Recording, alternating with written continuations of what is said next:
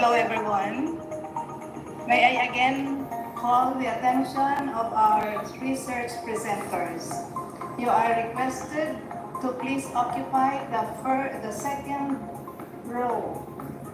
If the seats are not enough, you can go to the next seat or next row of seats. Thank you.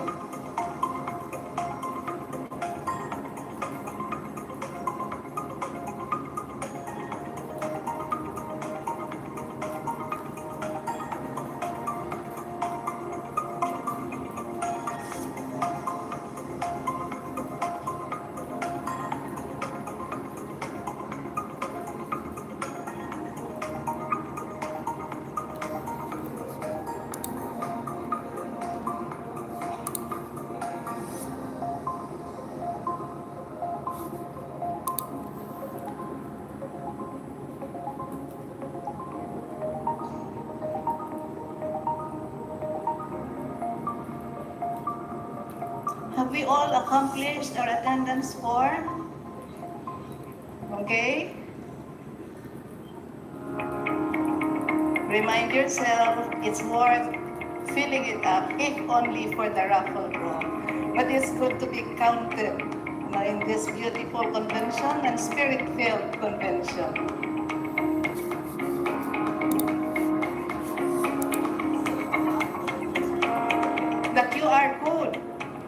The QR code is right on the screen. Please refer to that. And accomplish your attendance form. Now, if you haven't done it yet.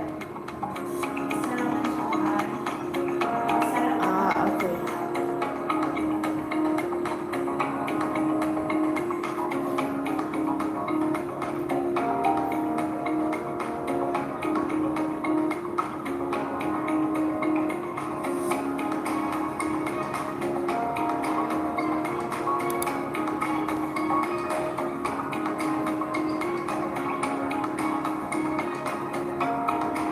So you just had your break, your snacks, and you are now ready to shake.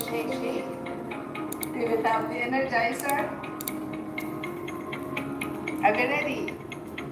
Almost everybody is here now. So for our energizer this afternoon, may I request Mr. Alejandro L. Rayon of Camiguin Polytechnic State College to lead us in a short energizer.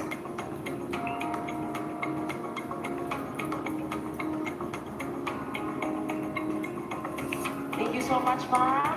Good afternoon po sa lahat ng mga nandito ngayon. By the way, I am Mr. Alejandro Rayon po from Camiguin Polytechnic State College.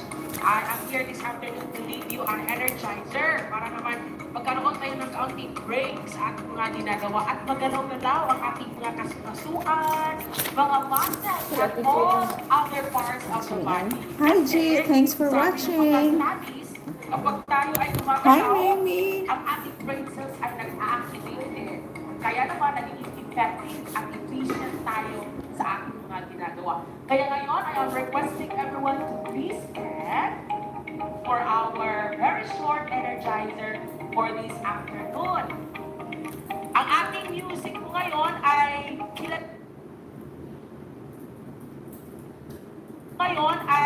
kilalang-kilala sa panahon ng mga 80s. Kaya sino po ba ang mga 80s pa dito? Diba? Oo, mga 80s. 80s lower. So, kilalang-kilala ito, no? Music ni Madonna. Yung title na Material Girl. Okay. So before that, we will shake muna. Shake ang ating mga kamay. Pataas. Shake. Baba. Tapos taas naman ulit. Wave tayo doon. Sa kabila. And then we will say, hey! Then sa anong Tagalog ng bikas? Sa kabila naman. Hey! Okay. Before we will start, I will going to request you to give me a violin clap. A violin clap, yung... Okay. Para ma-warm up muna ng ating mga muscles before tayo gagalaw. job. Okay, 5, 4, 3, 2, and... Okay, very good. Active. Ngayon naman, isa my practice of providing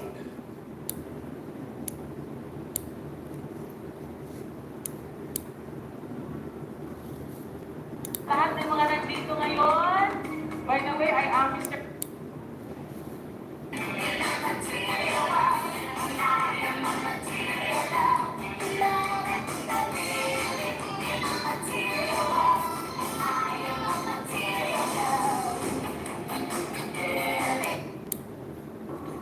officers and members, colleagues on-site and online. Good afternoon. I am Salvacion Algarcera from the Divine Art College of Legazpi City, Albay. The title of my research is Bridging the Gap, the Influence of Elaborated Feedback on the Performance of Teacher Education Students in Lesson Planning and Demonstration Teaching. Nagmas po kasi ako sa pinunubo ako. Anyways. So, at our school, in the Divine Art College of Legazpi, our teacher education students take a 6-unit course dubbed as Teaching Skills Enhancement Class, Teaching 101. In the course, that is a 6-unit course, meaning to say every week, they spend 6 hours in the class. That's a 6-unit class where they are taught how to do lesson plan, and they do the demo teaching. They create lesson plans, and their lesson plans are critiqued. One of the strategies that the teacher utilizes, I actually handle the teaching skills enhancement class. One of the strategies that I utilize is the provision of immediate elaborated feedback. That is feedback that is not just corrective but highly informative, because the literature says that immediate elaborated feedback Sa Central Block, positively affects students. They are beneficial compared the feedback, the immediate elaborated feedback is more beneficial compared to corrective feedback. That is why it is what I use in my class. So, elaborated feedback improves the performance of the students academically. Kailangan kinagawin. So, niya na yung medium niya na sa I dako decided to utilize it in Butik na training yung our naikuha na teacher pero dako na education gidang students sunod ang in Hindi, lesson ang dako planning siya and nila, 1,000 demonstration kapin. teaching. Katong And kailan all man. the process Ah, I do okay. in the class. Because as teachers, Nice. we are encouraged to Sweet implement Honor ba? evidence-based Dala-dala. practices in the classroom. Marunong So my research question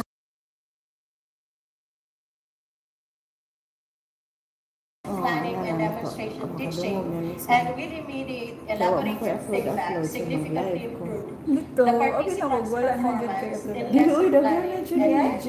demonstration Magkuhan ka teaching. mag-marathon Yung kasi. tanawa, utilizing- daghan kayo.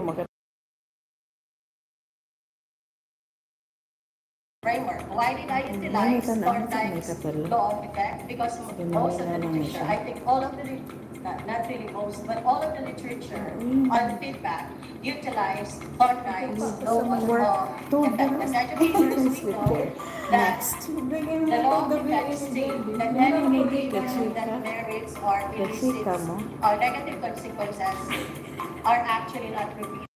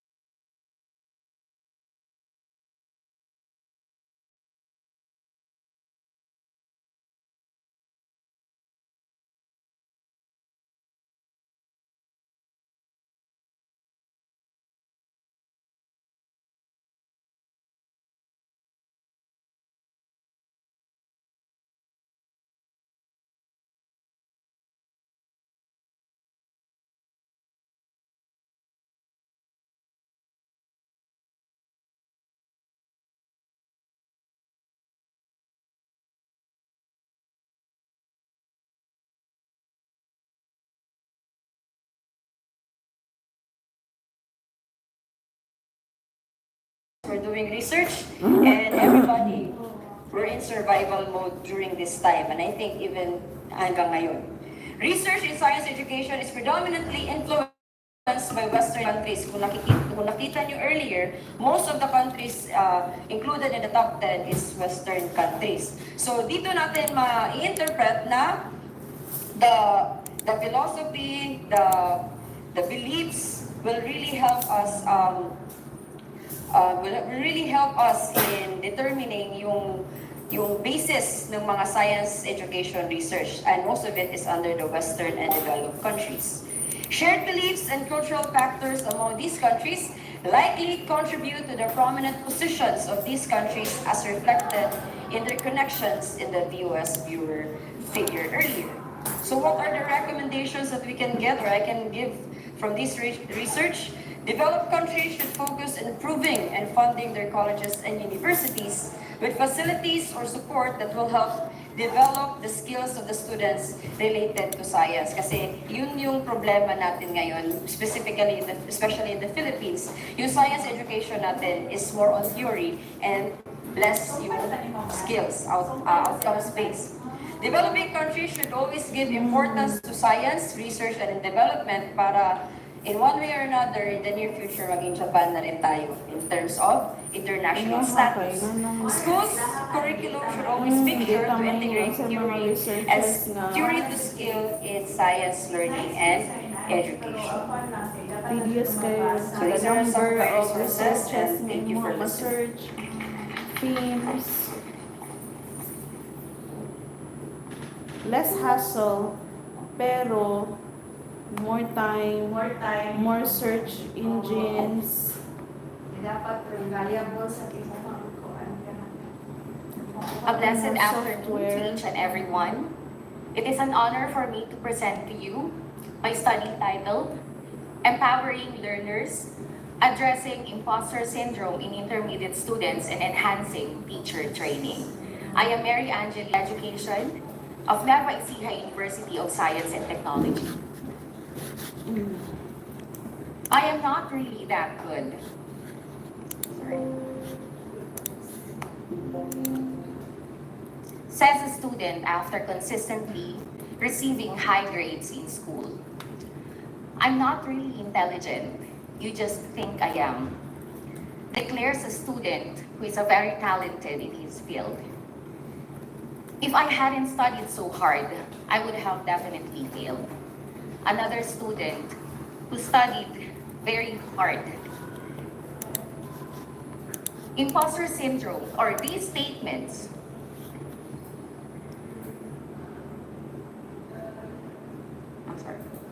these statements are not uncommon in the classroom setting. And these reflect lack of self-confidence and low self-esteem among students, hindering them from realizing their full potential. Such instances are clear signs of manifestations of imposter syndrome. According to Kunsik 2023, imposter syndrome is an internal psychological phenomenon of feeling like a fraud in some aspects in one's life despite the success that one has already achieved. Imposter syndrome, characterized by persistent feelings of self-doubt and inadequacy despite evidence of success, is a psychological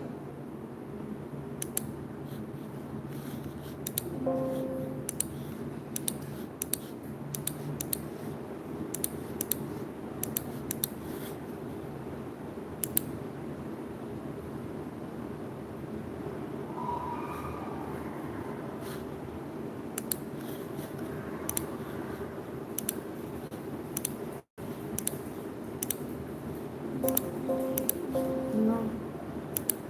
Ano naman yun?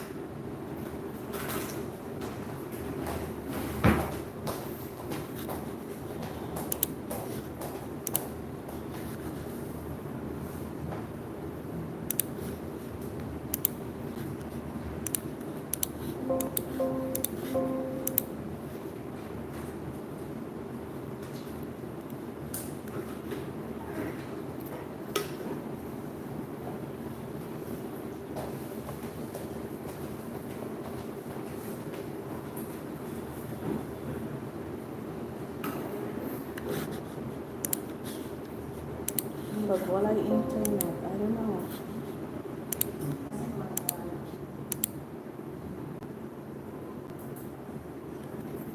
No internet.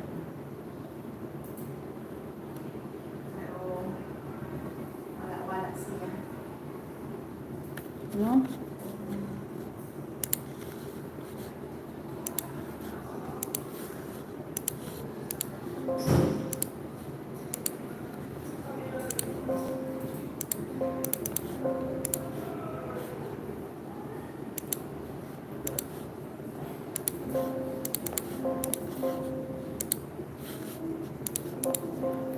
Oh my goodness.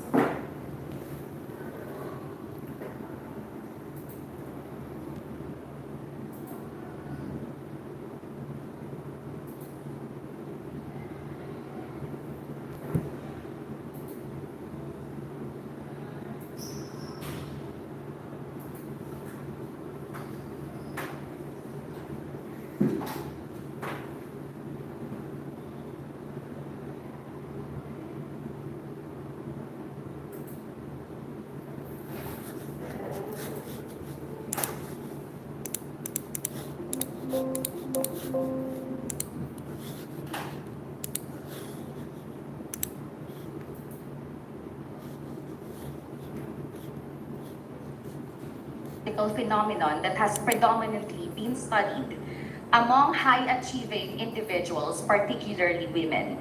Most studies focus on adults and college-aged individuals living a significant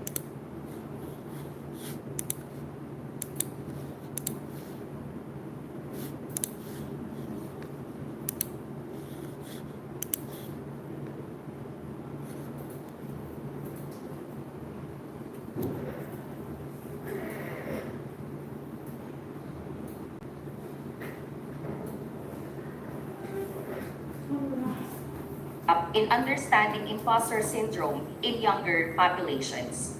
Given the critical developmental stage of intermediate students, understanding their experiences with imposter syndrome is essential for promoting their psychological well-being and academic success. Existing research highlights how early family dynamics and societal gender role expectations contribute to internalization of feelings associated with imposter syndrome. However, there is a noticeable gap in the literature regarding the prevalence and manifestation of this phenomenon among intermediate level students.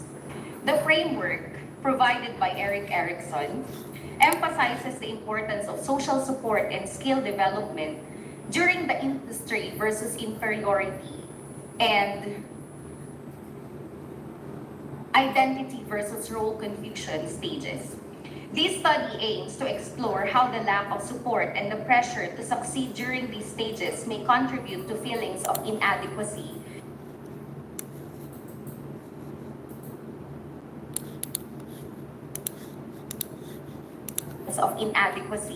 and self-doubt in intermediate students. With increasing academic pressures and the competitive nature of schooling, intermediate students are at a higher risk of developing imposter feelings. Understanding these dynamics is crucial for educators, counselors, and policymakers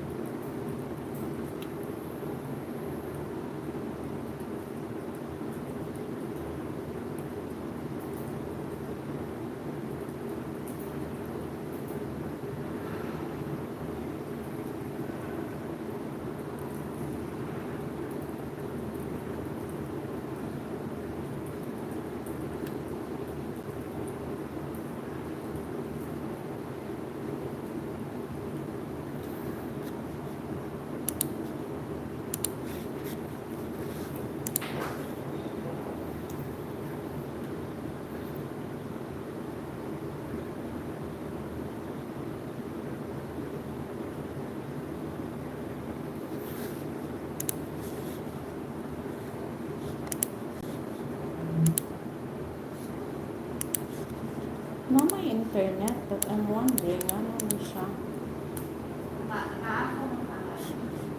Mag-stop-stop, no? sa ilahasag siguro na.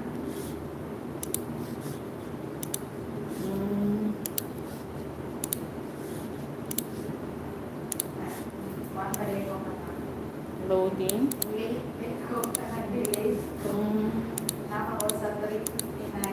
Educators. Council.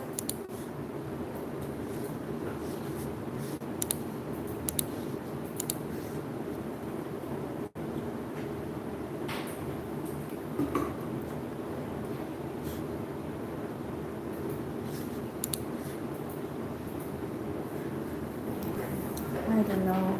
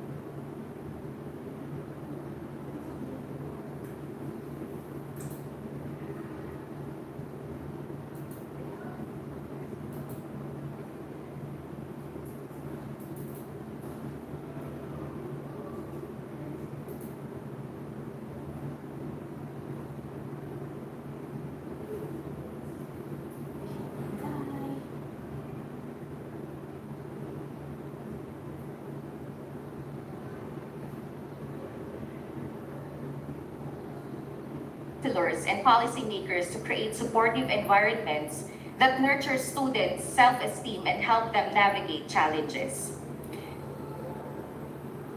This study utilized an explanatory sequential design, starting with quantitative data collection and analysis. Subsequently, qualitative data collection and analysis are employed for interpretation, providing insights into the need for further explanation of quantitative results. The study employed a purposive sampling technique to select participants from grades 4, 5, and 6 who were enrolled in special sections or Section 1 and had received Academic Excellence Award in school year 2023-2024, based on DEP and Order number 36 Series 2016. The participants were further identified by their class advisors as having low self-efficacy using the self-efficacy formative questionnaire by Gomer and Noonan in 2018. This sampling method allowed the researcher to target students who fit specific academic and behavioral criteria aligning with the study's research objectives. The study utilized several instruments for data collection, including the adapted and modified Clan's Imposter Phenomenon Scale, a semi-structured interview, and the self-efficacy formative questionnaire by Gomer and Noonan 2018. For statistical treatment, frequency counts, percentage scores, and means were used for quantitative data. Thematic analysis was employed for qualitative data, and the Spearman-Raw correlation was applied to explore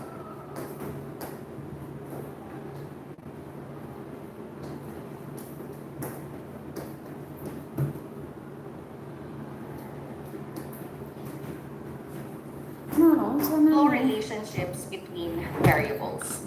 Now for the results, the participants' demographic profile reveals that the majority, or 32%, are 10 years old.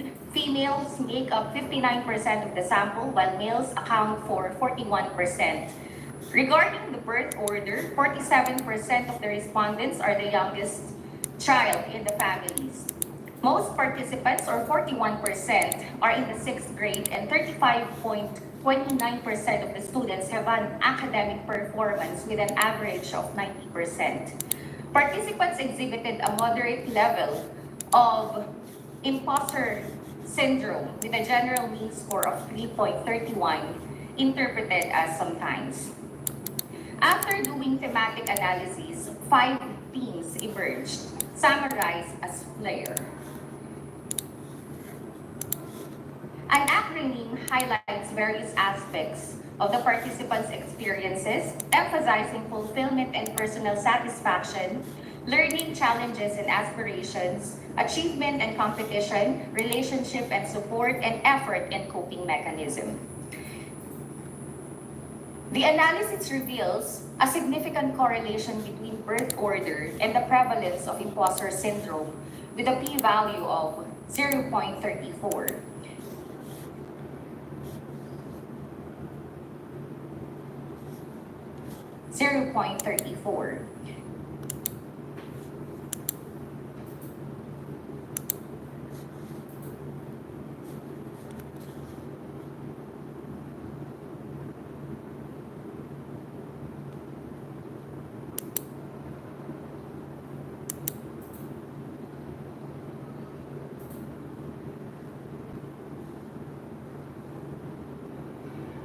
This is connected to Adlerian theory. In 1928, Adler proposed that birth order plays a significant role in shaping personality traits and behavior. He suggested that firstborn children may tend to be more responsible, achievement-oriented, and dominant as they initially receive undivided attention from parents and may act as leaders or authority figures within the family. Middle-born children, according to Adler, might develop characteristics such as competitiveness, sociability, and adaptability as they navigate between older and younger siblings. Youngest-born children, on the other hand, may be more outgoing, creative, and rebellious as they seek attention and strive to differentiate themselves from their older siblings.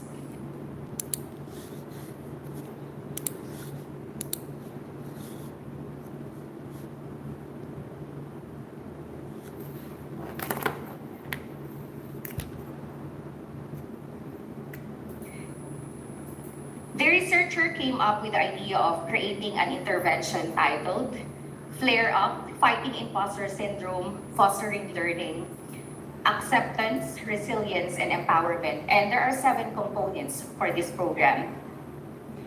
The components of the program are the following. So first is the education and awareness sessions. The second part is self-reflection activities such as journaling. Third one is skill-building workshops. Fourth is peer support groups. Then teacher support, parental involvement, and regular. Kung may gen ed na subject ba na with SPE or na? Parental involvement and regular check-ins. Ano sa gen ed? Right Ano now, ya? Yung types of questions imposter syndrome, characterized by persistent self-doubt and a feeling of inadequacy.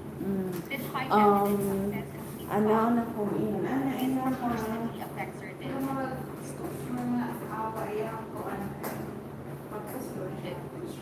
among these firstborn children are notably more prone to experiencing imposter syndrome, suggesting that birth order plays a significant role in its development.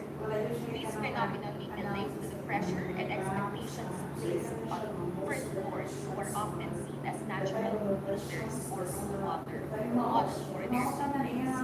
Furthermore, student experiences of imposter syndrome are closely related to their academic performance, self-doubt, and a constant sense of inadequacy.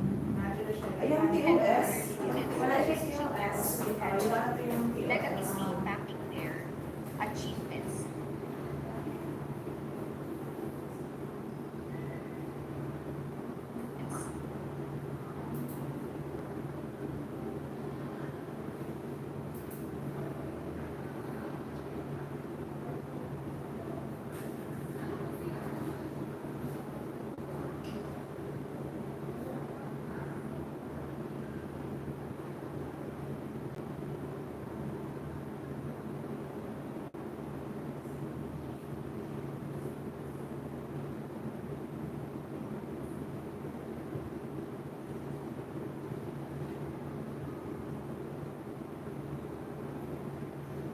However, despite these challenges, many students demonstrate remarkable resilience and ambition, as well as strong appreciation for social support systems, which help them navigate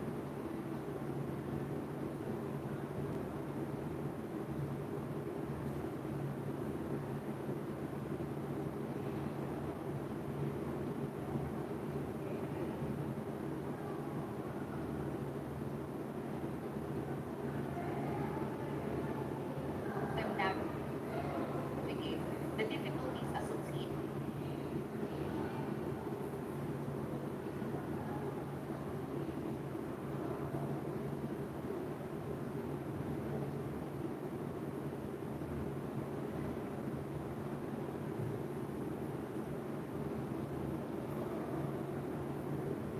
With imposter syndrome. So several key recommendations emerge from this research. First, it is crucial to implement standardized assessments to accurately evaluate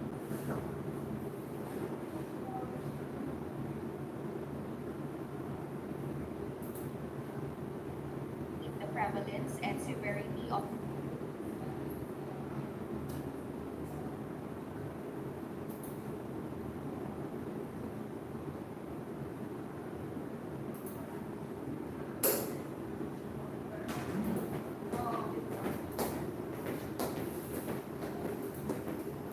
Hilom ng kalibutan. Thank you rin productive na day para na po. Daghan yun siya. Nawa naman. Yun na sa siguro ng po, ano? Nawa sila, no? Oo, dala. imposter syndrome among students. Ano sa mga, team-based learning that can be helpful for subjects other than chemistry. Ano siya? Huh? Una na ni sila. Oo, dala. 421 na sila. Okay. From streaming kay 419 pa. Ala. Ako ni Teoro pa.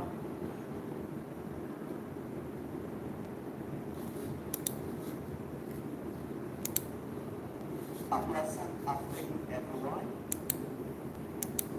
I am Jonathan Kuban, faculty of the College of Education of Cebu Technological University.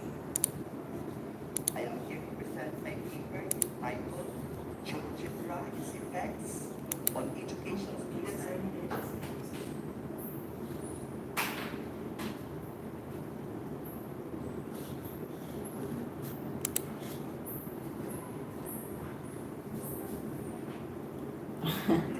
Sometimes the most productive thing to do is rest.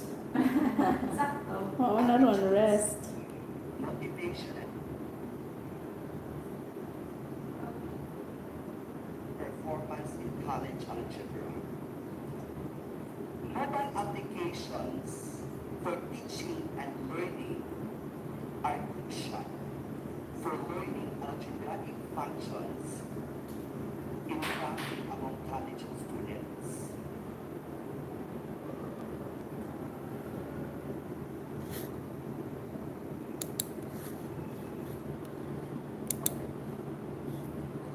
Graphic algebraic Si Sir Harry functions mga are ganyan fundamental Sir skills kay in mathematics. co-ed na part-time kay ID. Kinasiros. Ato na lang na ni Ma'am Aileen, Ako i-feedback. na lang yung feedback sa mga ID na lang. Ano?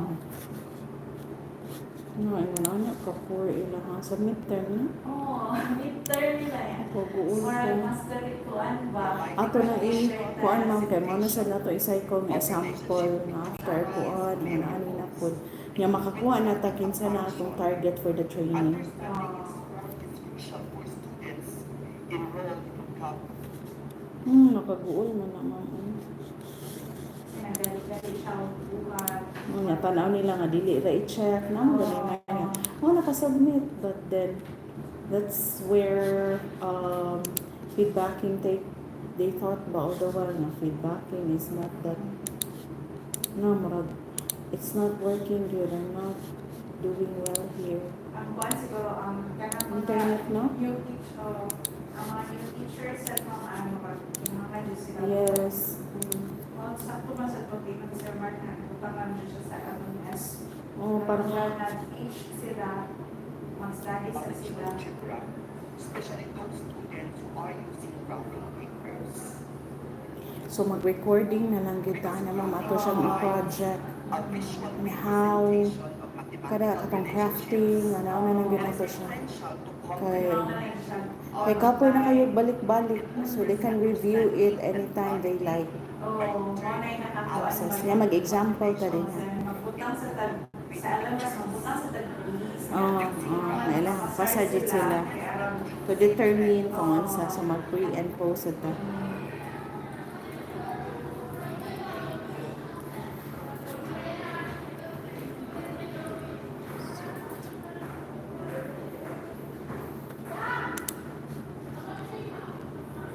I don't know, good. Kabalo ka, we have internet, but taas it one, but it's not. I think I need to update and shut down.